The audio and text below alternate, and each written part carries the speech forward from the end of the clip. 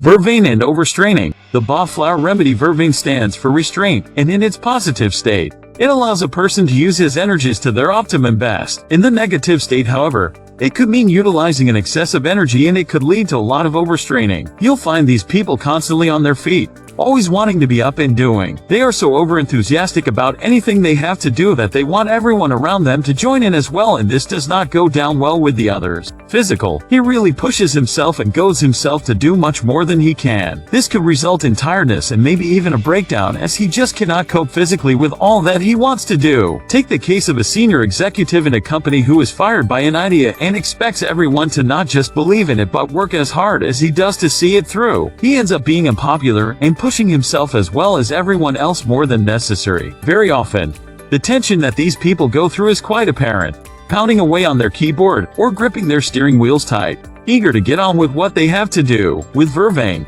he tends to temper his enthusiasm with practical thinking. Mental. He tends to have very fixed ideas of not just how things should be done but how quickly they should be done. This causes him to be very adamant about what he wants and what he wants others to do as well. He feels terribly indignant when he sees any injustice, but he carries his outbursts too far, so much so that it puts people off. Vervain helps him see the larger picture, and he becomes aware that what others think is also important and has its place in the scheme of things. He begins to ease off from trying to push his ideas down everyone's throats. Emotionally. 2. He tries too hard and believes firmly that what he is doing or feeling is best. However, too much of idealism and intensity does not augur too well for any relationship, and the other person usually scurries away to escape from the heat of his emotions. With Vervain, he learns that it is better to go with the flow when it comes to feelings than to always try and control the flow. Spiritual. These people could well be fired with missionary zeal, going to the farthest corners of the world and trying to convert everyone they meet to their way of thinking. They push themselves and others to such limits that at some point of time,